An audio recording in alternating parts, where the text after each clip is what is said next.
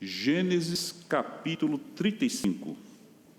É a passagem introdutória, a mensagem que nós temos a compartilhar nessa noite. Gênesis 35, dos versículos 1 até o 3, dizem assim: Depois disse Deus a Jacó: Levanta-te, sobe a Betel e habita ali. Faze ali um altar ao Deus que te apareceu quando fugiste da face de Esaú, teu irmão. Então disse Jacó à sua família e a todos os que com ele estavam: Tirai os deuses estranhos que há no meio de vós e purificai-vos, mudai as vossas vestes. Levantemo-nos e subamos a Betel. Ali farei um altar ao Deus que me respondeu no dia da minha angústia e que foi comigo no caminho que tenho andado. Que o Senhor aplique a sua palavra em nossos corações. Vamos falar com Deus mais uma vez. Santíssimo Senhor, quão grande é o teu nome, quão maravilhosos são os teus feitos. Nós te louvamos por quem tu és e por aquilo que tu fazes. E nós queremos te agradecer por esse momento onde nós podemos cultuar o teu nome como teu povo aqui reunido. Pedimos por essa porção das Escrituras, que ela venha de encontro e ao encontro das nossas necessidades. Em nome de Cristo te pedimos. Amém, Senhor. Os irmãos podem sentar-se. Eu gostaria de, nessa noite, compartilhar sobre o tema: levando a família para um altar na casa de Deus. Meus irmãos, o nosso desejo é que a casa de Deus se torne a casa da nossa família. E que a nossa família se torne a casa de Deus. Que na casa de Deus tenha um altar onde a nossa família vai adorá-lo. Mas que a nossa família também seja um altar de adoração ao Deus Todo-Poderoso. Eu gostaria de tirar lições a partir da família de Jacó, da sua criação, da sua trajetória, da sua história como filho, como esposo e como pai.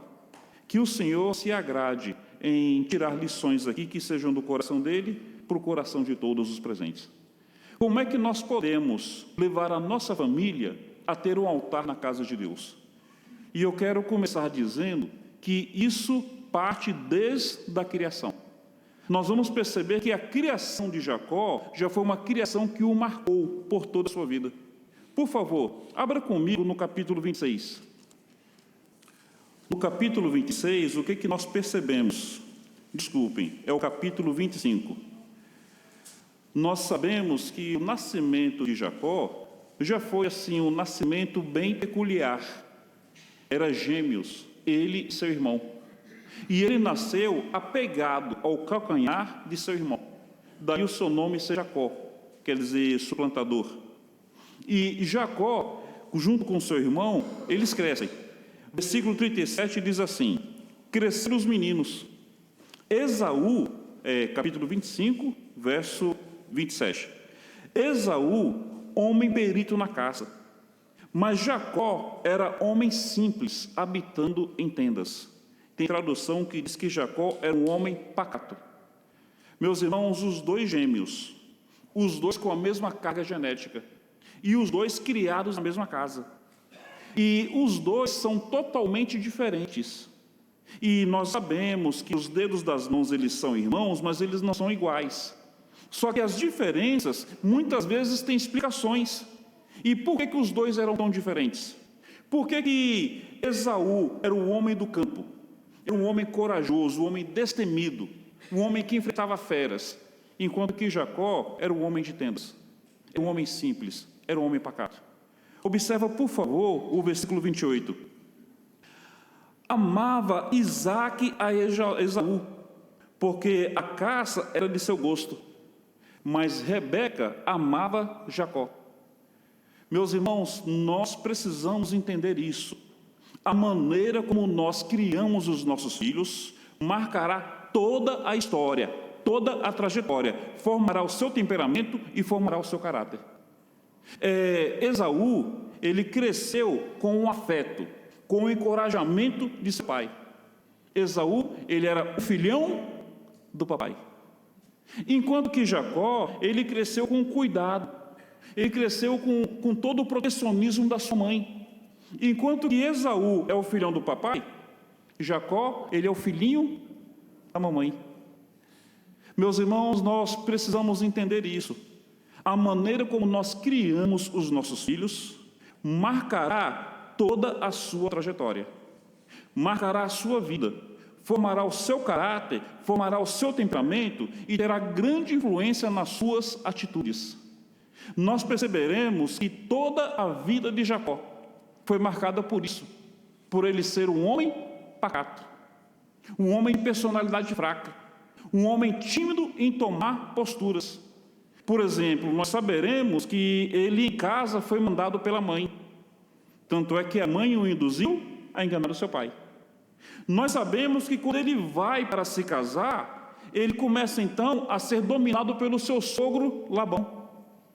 E a gente percebe que as suas esposas levavam ele a tomar as decisões que elas queriam. Uma delas não tem filho e fala assim: engravida a minha serva. E Jacó, o pacato, nem para pensar, nem para discutir. Vai lá e faz o que a esposa está mandando. A outra esposa, vendo esse comportamento, diz assim: eu também quero que você engravide a minha serva. E mais uma vez, Jacó, o pacato, nem discute, porque ele foi criado filhinho da mamãe. Ele foi criado sem aquele encorajamento para tomar decisões. Ele não foi criado para ser homem, ele foi criado para ser sempre um subalterno. Então, mandado pela mãe, mandado pelo sogro, mandado pelas esposas. E se lembram que seus filhos, eles se reúnem e não gostam de um dos filhos, que se chama José, vendem José para o Egito e enganam seu pai? Percebe que toda a trajetória de Jacó foi marcada pela influência que ele teve na sua criação? Meus irmãos, eu tenho uma formação em psicologia e eu tenho uma grande resistência a uma abordagem chamada psicanálise. A psicanálise vai dizer que os primeiros 7 anos de criação vai determinar todo o comportamento do filho. Eu não sou determinista, eu não creio nisso. Eu creio que o homem, ele é a imagem e semelhança de Deus, ele é dotado de escolha e é responsável pelas escolhas que toma. Mas é verdade que a nossa criação faz diferença. E a primeira lição é essa, meus irmãos. A Bíblia diz assim: cria a criança no caminho que deve andar, e mesmo quando crescer, não se desviará dele. Se você criar da maneira certa, ele, quando adulto, estará inclinado a tomar as decisões certas. Mas se você não criá-lo da maneira certa, ele, quando adulto, não estará inclinado a tomar essas decisões certas. Olha, Esaú, a Bíblia vai dizer que ele se tornou um homem profano. A Bíblia vai dizer que ele tomou 2 esposas para si. E quando ele percebe que os pais não gostaram, ele vai tomar uma 3ª esposa para ver se resolve o problema.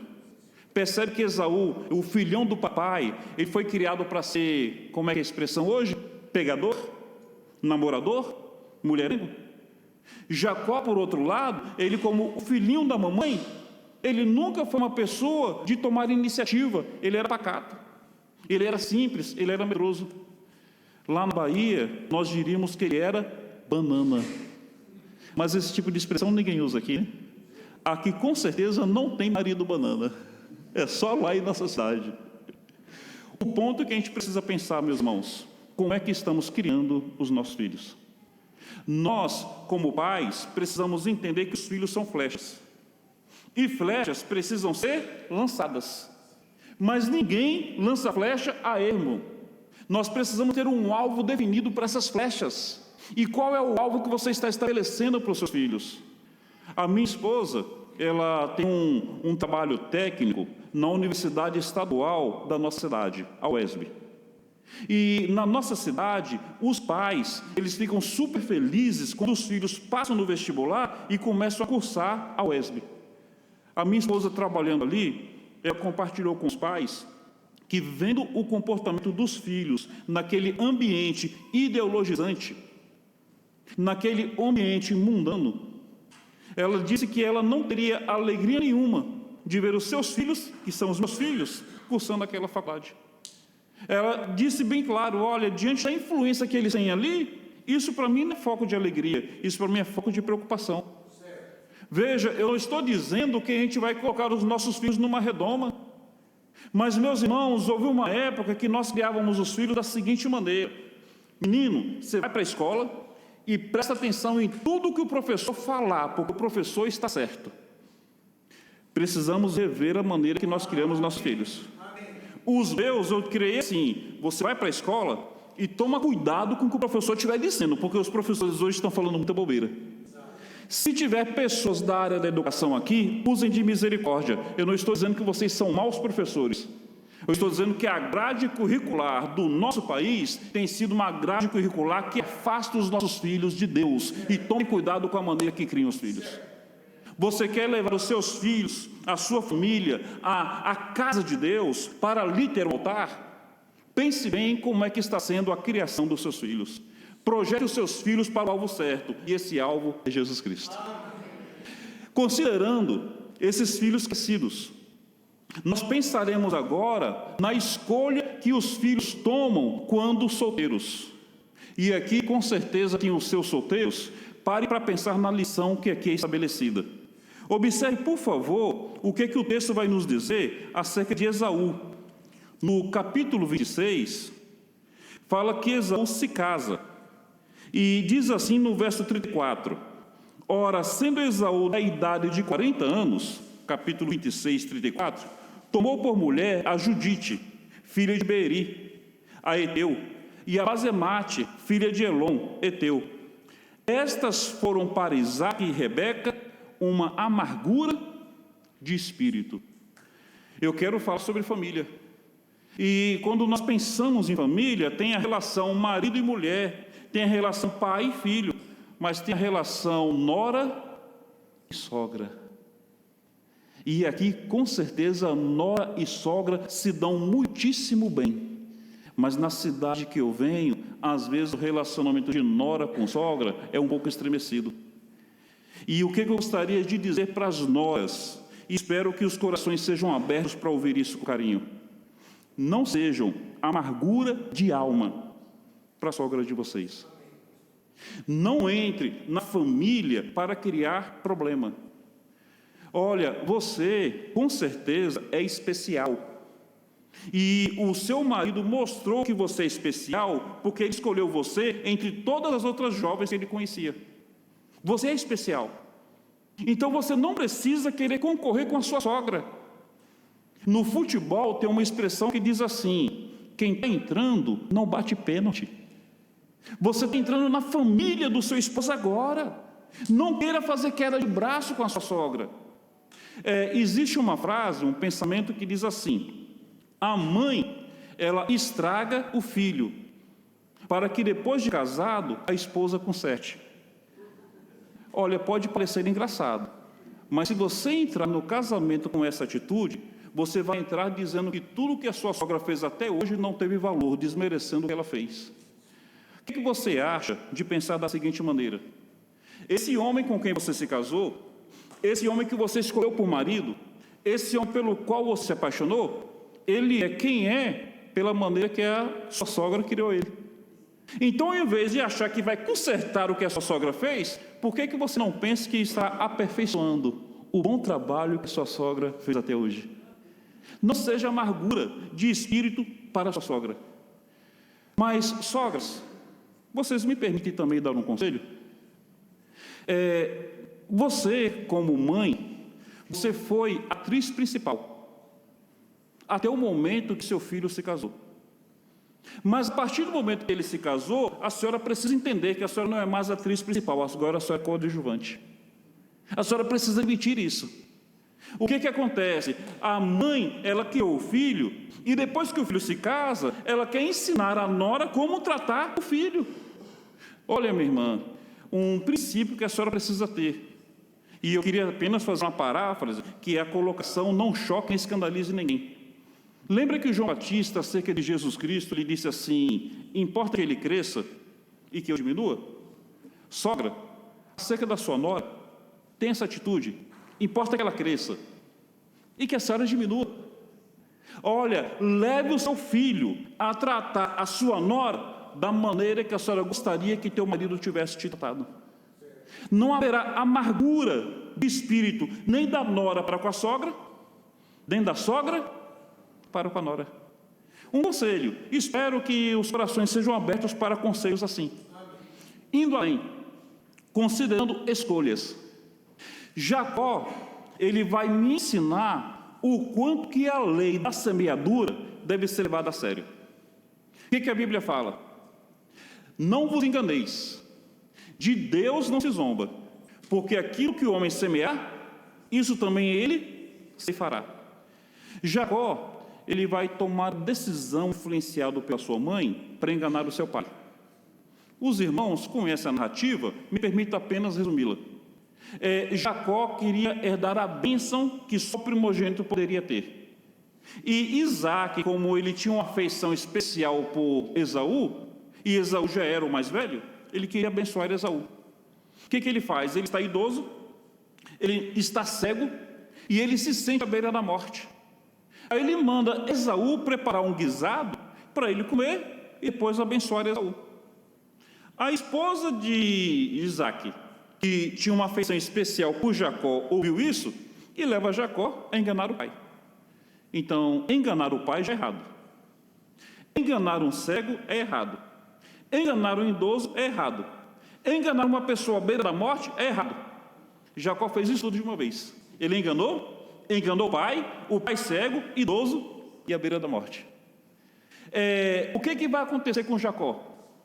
Aquilo que ele fez com o pai, o que o homem semear, ele também ceifará. Ele passou a vida inteira com as pessoas fazendo isso com ele. Ele enganou o pai, o sogro enganou ele. Ele enganou o pai, as esposas enganaram ele. Ele enganou o pai e os filhos enganaram ele. Meus irmãos, pensem bem na lei da semeadura, e vocês que são jovens, considerem isso, porque o que nós estivermos semeando hoje, nós colheremos em algum momento. E o texto fala que se colhermos para a carne, será perdição, mas se colhermos no Espírito, será para a vida eterna. Pense bem o que aconteceu com Jacó. Nós nos concentramos naquilo que ficou mais notório. Os filhos de Jacó venderam José e mentiram o pai. Mas aconteceu uma coisa mais grave com Jacó. Meus irmãos, abram no capítulo 35, rapidamente. Observe o que chegou a acontecer na casa de Jacó, consequência da semeadura. Capítulo 35, observe, por favor, o versículo 22. E aconteceu que, habitando Israel, os irmãos sabem que Israel é o mesmo Jacó, habitando Israel naquela terra, foi Rúben, e se deitou com Bila, concubina de seu pai. Israel o soube, e eram 12 os filhos de Jacó. Percebe a consequência? Percebe a semeadura? Ele enganou seu pai. Ele passou a vida inteira sendo enganado. E olha, chegou o ponto dos seus filhos não terem nenhum zelo, nenhum respeito, nem temor com ele. E chegou o ponto do seu filho mais velho se deitar com uma de suas esposas. Meus irmãos, nós precisamos levar Deus a sério. Precisamos levar a palavra de Deus a sério.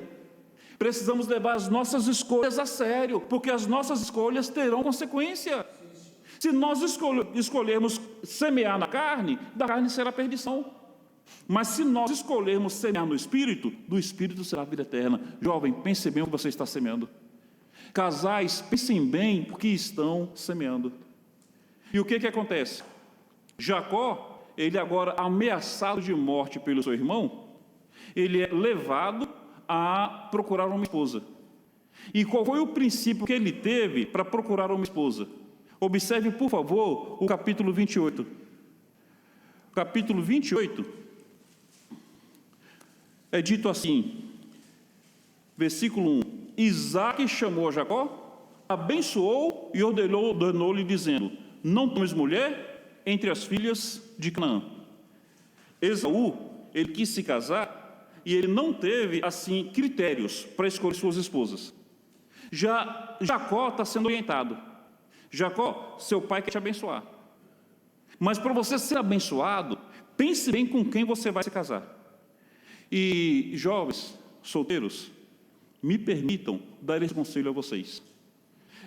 A pessoa com quem você vai se casar, é a segunda mais importante escolha que você faz na vida.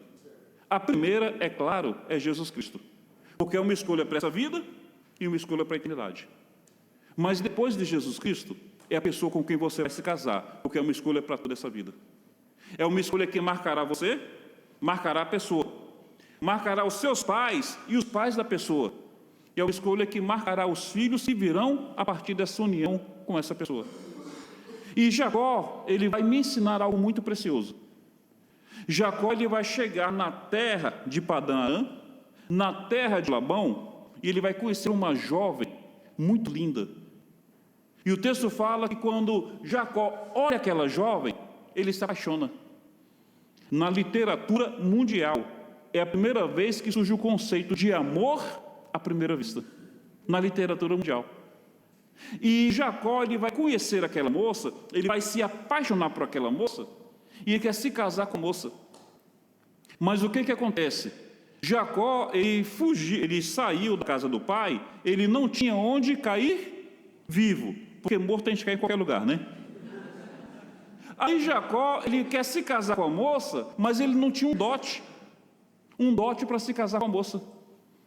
Parênteses, para que o dote? Nós achamos que era a maneira do pai vender a filha. Não, a ideia do dote era a seguinte: você mostrava pelo dote duas coisas. Primeira, o quanto que a moça é importante para você. E segunda, você mostrava para a família que você tinha condições de cuidar de uma família. Percebeu a ideia do dote? A ideia do dote não era comprar a filha como se fosse mercadoria. Você, pelo dote, estava dizendo: olha, você é tão importante para mim, eu te valorizo tanto, que não é assim, pegou e levou, como acontece na cultura de hoje. Não é assim, você chega nos pais e fala: eu vou casar com sua filha, mas se não der certo, eu separo. Não é desse jeito. Pelo dote você mostrava o quanto que a moça é importante. E pelo dote você estava mostrando para a família da moça que ela não iria passar fome. Você tinha condições de cuidar dela e de cuidar dos filhos que viessem. Jacó chega até Labão e diz assim: olha, eu não tenho nada financeiramente para dar de dote, mas disposição para trabalhar eu tenho. E se você me deixar casar com sua filha, eu vou trabalhar 7 anos. Meus irmãos perceberam o quanto que ele valorizava aquela moça? E o texto diz que os 7 anos foram como poucos dias, pelo muito que ele a amava. Jovens, vocês têm o direito de serem valorizados. Não se vejam como mercadoria de R$ 1,99. Moças, não aceitem ficar em liquidação. O rapaz tem que mostrar o quanto que você é importante e o quanto que ele está disposto a se dar por você. Amém. Olha, é muito importante que no casamento nós entendamos isso. A valorização não vai acontecer depois que a gente casar. A valorização começa quando nós estamos namorando, quando nós estamos conhecendo a pessoa. O que acontece? A tendência da mulher, na sua feminilidade, ela quer perceber como será o futuro da pessoa. Então, ela olha muito para o futuro da pessoa com quem ela vai se casar. Qual é a profissão, se oferece, assim, condições de manter uma família. O homem, a tendência dele não é de ver o futuro da mulher, é de procurar conhecer o seu passado. Se ela era uma moça séria, se ela era uma moça decente. Então, percebe a propensão do homem? O homem pensa no futuro do passado que a moça teve. A mulher pensa no futuro que o homem pode ter. Mas pela palavra de Deus, os dois precisam considerar o passado e o futuro diante de Jesus Cristo. Qual o passado que essa moça teve a partir de Cristo? Qual o passado que esse rapaz teve a partir de Cristo? E qual o futuro que essa moça me mostra em Cristo? Qual o futuro que esse rapaz me mostra em Cristo? Porque é sempre Cristo. E a grande questão não é se a pessoa ela tem um poder aquisitivo. A grande questão é se a pessoa tem um temor do Senhor. Porque se tem um temor do Senhor, ele vai trabalhar 7 anos por você, minha filha. E esses 7 anos serão como poucos dias, pelo muito que ele te amar. Mas veja, o que a gente vai perceber agora quando há o casamento? Nós vamos perceber o seguinte: por mais que houve o romantismo no namoro, por mais que houve esforço, por mais que houve disposição, Jacó vai aprender e vai nos ensinar que casamento tem as suas surpresas. Casamento tem as suas situações que foram imprevistas. Lembra que ele trabalha por Raquel? Mas na noite de se casar com Raquel, o seu sogro o engana e ele acaba se casando com a irmã de Raquel, que se chamava Lia. Então, qual é a ideia? Possivelmente, ele podia, na festa, estar um tanto ébrio. Naquela época, não tinha energia elétrica, então ele adentra a tenda no escuro. Então, possivelmente um tanto ébrio, possivelmente pela escuridão, e aquela coisa que acontece com o solteiro na noite de núpcias, às vezes um pouco apressado para a intimidade. O fato é que, no outro dia de manhã, ele olha para a pessoa que está do seu lado e ele tem uma surpresa. A surpresa é a seguinte: ele casou com Raquel, mas ele acordou com Lia. E eu quero dizer para vocês que todos nós temos a surpresa de Jacó. Com todos nós acontece isso. A gente casa com Raquel, mas a gente acorda com Lia. Sabe por quê? Porque namoro é uma coisa que eu costumo chamar de propaganda enganosa. A pessoa com quem a gente namora, ela, sem querer, ela não faz intencionalmente, ela disfarça os seus defeitos, de tal forma que é quando a gente casa que a gente vai conhecer a pessoa realmente. Conosco acontece isso. A gente casa com Raquel, mas a gente acorda com Lia. Vamos pensar aqui alguns exemplos? O rapaz está namorando a moça, e o que acontece? Ele sempre que vê a moça está linda, maravilhosa, perfumada e penteada. E ele pensa assim: puxa, ela já acorda desse jeito.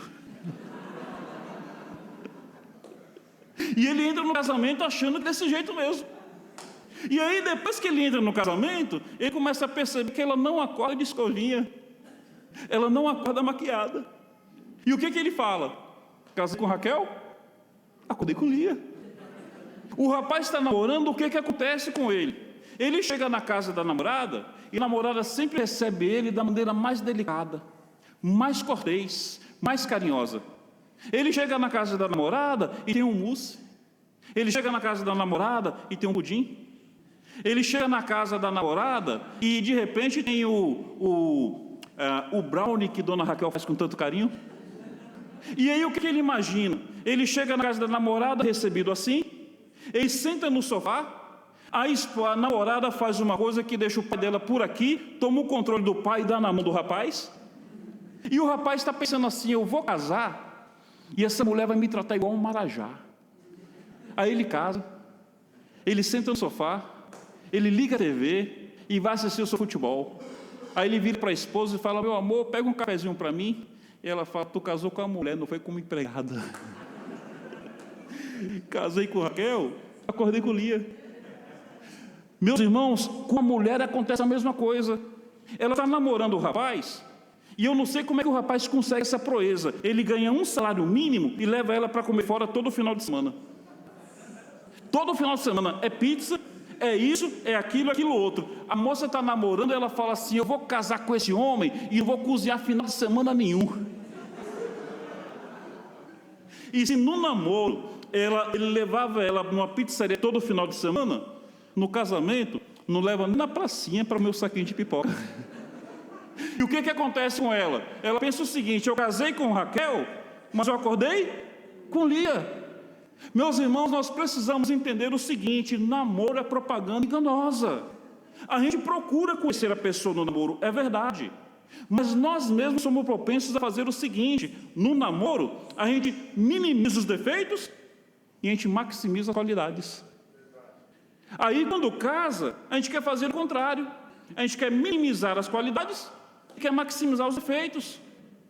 Meus irmãos, o que Jacó vai nos ensinar?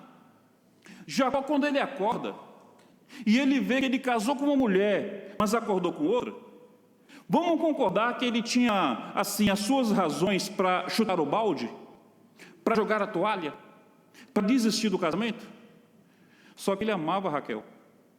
Ele trabalhou 7 anos por Raquel. E ele não queria jogar o seu amor e nem os 7 anos fora. Ele chega no sogro e diz assim: eu amo essa mulher, eu quero essa mulher para na minha vida. Eu trabalhei 7 anos por ela, e eu estou disposto a trabalhar mais 7 anos para ter ela na minha vida. Meu irmão, percebe como é que a gente lida com os desgastes do casamento? Não é chutando balde, não é jogando a toalha, não é dizendo eu não te amo mais. Não, é pelo esforço, é pelo empenho. Eu tenho uma aliança com essa mulher, tem os desgastes, tem os desencontros, tem os desconfortos, mas eu não vou jogar o meu amor fora. Eu não vou jogar os 7 anos que eu investi fora. Eu vou trabalhar mais 7 anos, eu vou perseverar, eu vou insistir e vou ter essa mulher na minha vida. Eu vou insistir e eu vou ser bênção na vida dessa mulher.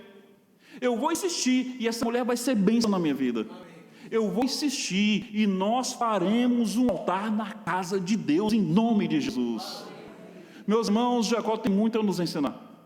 E eu gostaria de convidá-los a pensar agora quando a dificuldade é humanamente impossível de vencer.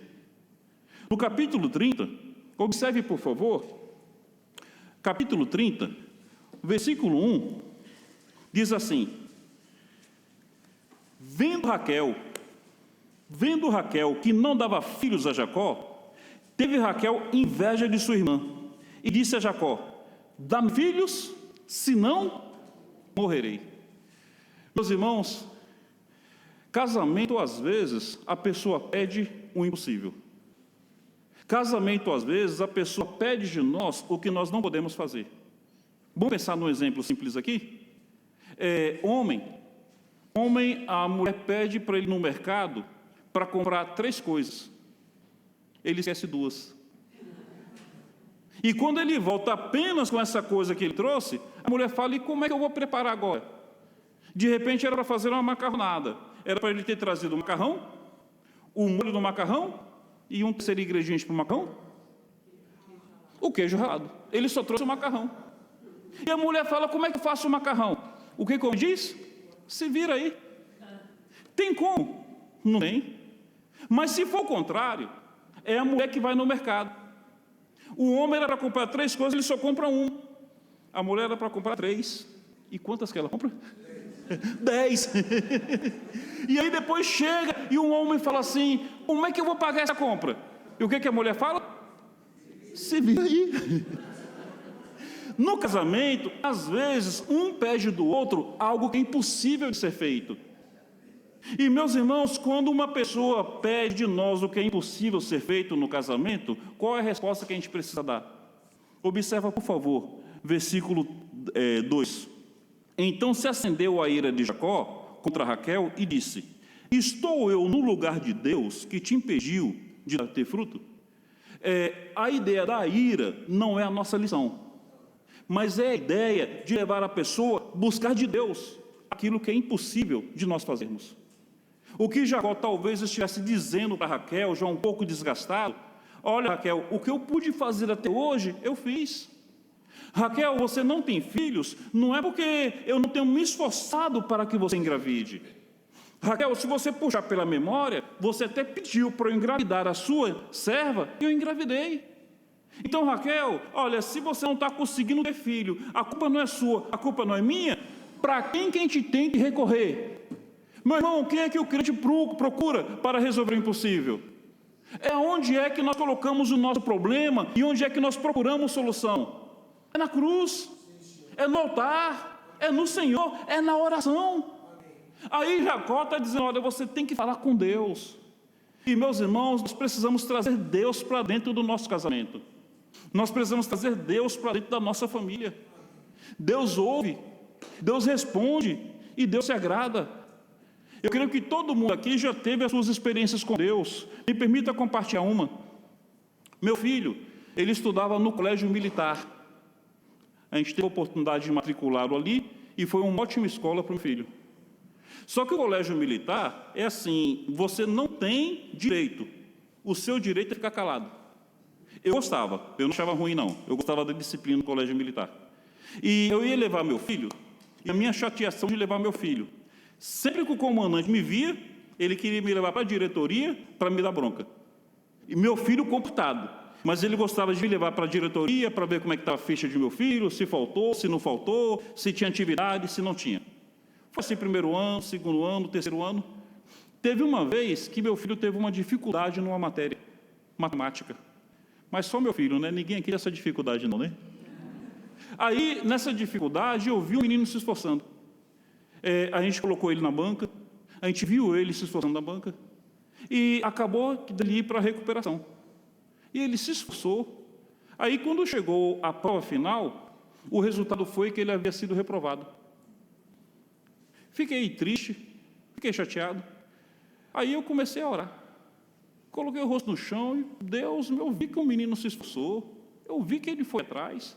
Eu comecei a falar com Deus, e enquanto eu falava com Deus ali ajoelhado, a minha forma é botar o rosto no chão mesmo, me veio um insight, me veio um pensamento.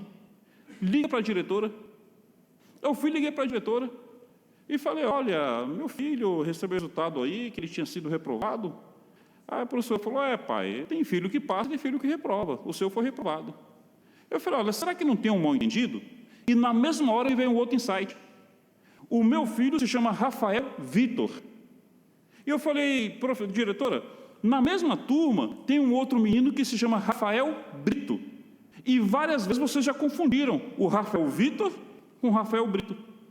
Ela, pai, me liga daqui a pouco. Aí eu liguei depois, né? Ela falou, me liga daqui a pouco, eu fiquei em oração. Aí depois eu liguei, ela falou, pai, você pode vir aqui na escola para a gente conversar? Eu falei, estou indo aí agora. Aí entrei no carro, fui na escola. Quando eu cheguei lá na escola, estava a diretora de um lado e o comandante do outro. Meus irmãos, aquele autoritarismo militar que é difícil de reconhecer ele. Os dois olharam para mim e falaram, pai, a gente quer te pedir perdão. Quem foi reprovado não foi o Rafael Vitor. Quem foi reprovado foi o Rafael Brito. Meus irmãos, havia sido cometido um erro na escola. E errar é humano, faz parte. Mas por que eu consegui perceber esse erro? Por que eu consegui levar as pessoas a considerar esse erro? Meus irmãos, houve joelho no chão, houve boca no pó, houve busca pelo Senhor. Deus responde oração e Deus faz o impossível, meu irmão. Veja, eu não estou dizendo que assim o filho não vai estudar e a gente vai achar que orar vai resolver o problema. Não estou dizendo isso. Eu estou dizendo mediante o esforço. Raquel estava se esforçando. Jacó se esforçou. Mediante o esforço, aquilo que nos é impossível, coloquemos no altar, coloquemos aos pés de Jesus, recorramos à oração. O meu outro filho, ele devia ter uns 7, 8 anos. A gente veio em São Paulo, e sempre que eu vinha a São Paulo, eu ia na Galeria Conde Sarzedas. Para quem conhece, é do lado da Praça da Sé. Eu gosto de livros, aí eu ia lá comprar livros evangélicos. E eu estou ali comprando os livros, aí já estava dando umas 5 horas da tarde. Quem conhece aquela região sabe que a Sé, quando dá assim, umas 5 horas, enche de nóia. Eu não conheci ninguém ali. Aí a gente entra no carro, eu e minha esposa e meus 2 filhos. E aí eu ligo a chave e nada do carro funcionar. Liguei de novo, nada do carro funcionar. A 3ª vez.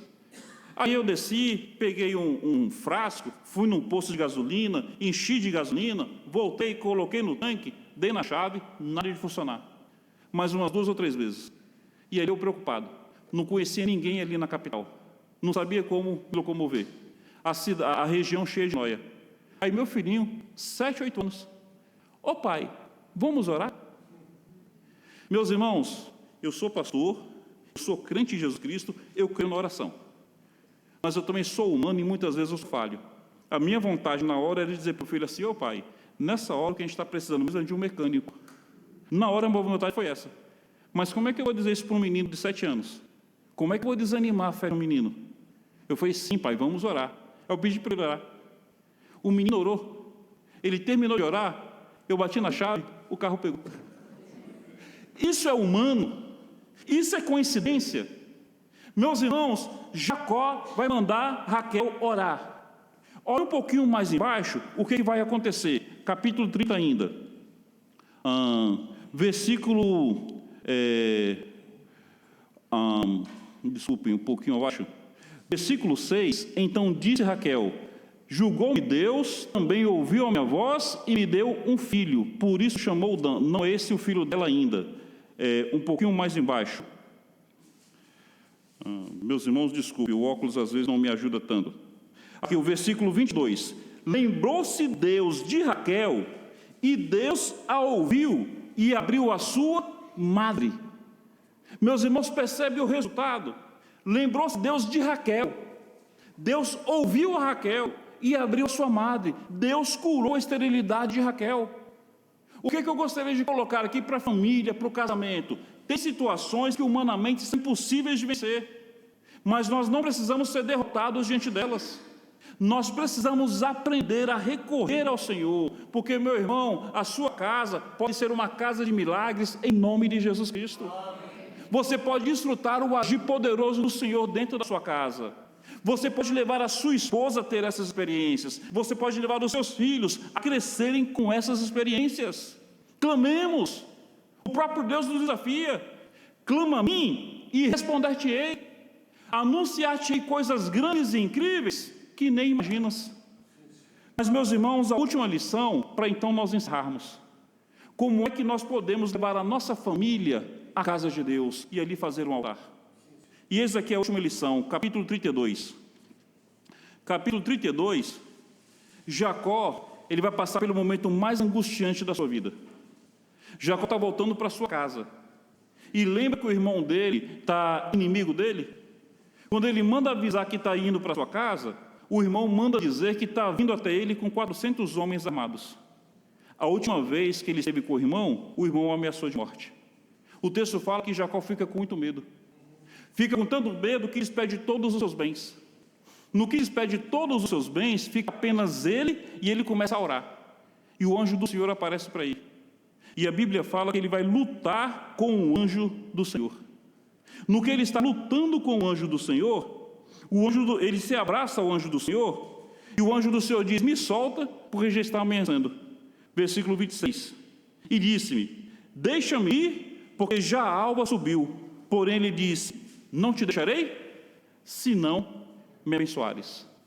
Meus irmãos, eu tenho responsabilidade como filho, tenho responsabilidade como marido, tenho responsabilidade como pai. Só que eu sempre vou falhar enquanto filho, enquanto marido, enquanto pai.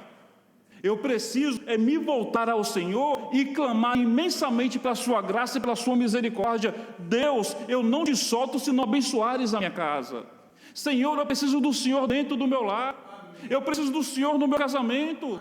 Senhor, se não for o Senhor na minha vida, eu não serei o marido que eu quero ser, eu não serei o pai que quero ser, eu não serei o filho que eu quero ser. Meus irmãos, nós precisamos aprender a ter uma dependência total de Deus em tudo que nós fazemos, principalmente da porta de casa para dentro. E o Senhor vai fazer uma pergunta para Jacó. O Senhor vai dizer assim: qual é o teu nome?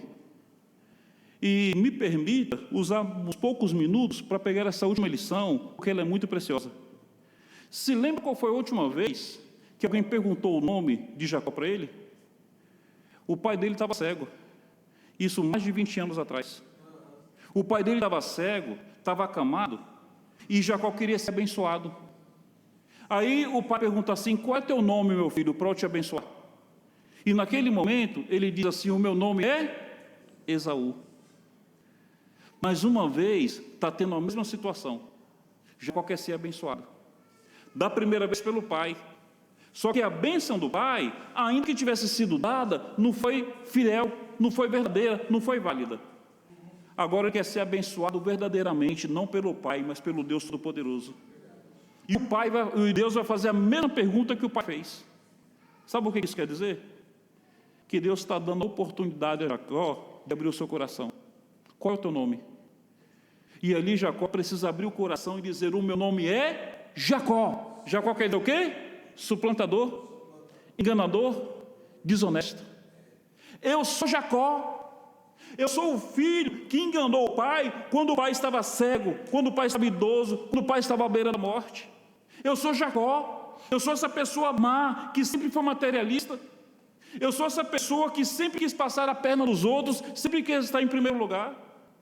Deus, eu estou aqui diante de ti, pedindo a tua bênção, não é porque eu mereço, não é porque eu sou bom, não é porque eu sou cheio de virtudes. Deus, eu estou aqui pedindo a sua bênção como um homem miserável, como um homem pecador, como um enganador, mas como alguém que precisa desesperadamente da tua misericórdia. Senhor, é assim que eu me aproximo de ti. Meus irmãos, como é que nós podemos levar a nossa família ao altar do Senhor? A Bíblia diz que é um coração quebrantado e contrito Deus não despreza. A Bíblia fala que Deus resiste ao soberbo, mas Deus dá graça ao humilde. Meus irmãos, nós precisamos ser homens e mulheres, pais e filhos de coração quebrantado, de boca no pó, apegados à cruz de Cristo e clamando sempre: Senhor, eu não te solto se não me abençoares. Senhor, venha ao meu encontro, estende a tua mão sobre a minha vida e sobre a minha casa. Meu amigo, para que a salvação chegue na sua vida, você precisa rasgar o seu coração diante de Deus e dizer: eu sou pecador, mas eu preciso de salvação, eu preciso de Cristo. Maridos, para que o casamento de vocês seja restaurado, mulheres, para que o casamento de vocês seja abençoado, precisa ter esse coração aberto diante do Senhor. E a palavra de Deus fala que Deus, na sua graça e na sua misericórdia, Ele toca em Jacó e fala: a partir de hoje, você não é mais Jacó. A partir de hoje, você não é mais desonesto, você não é mais enganador. A partir de hoje, você é Israel, você é o príncipe de Deus.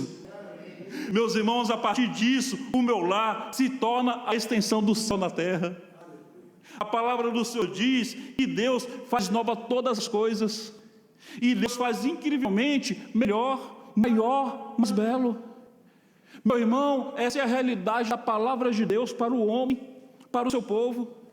E Ele nos convida a conduzirmos a nossa casa até Betel, para que ali a casa de Deus seja a casa de nossa família, para que a nossa casa se torne a casa de Deus.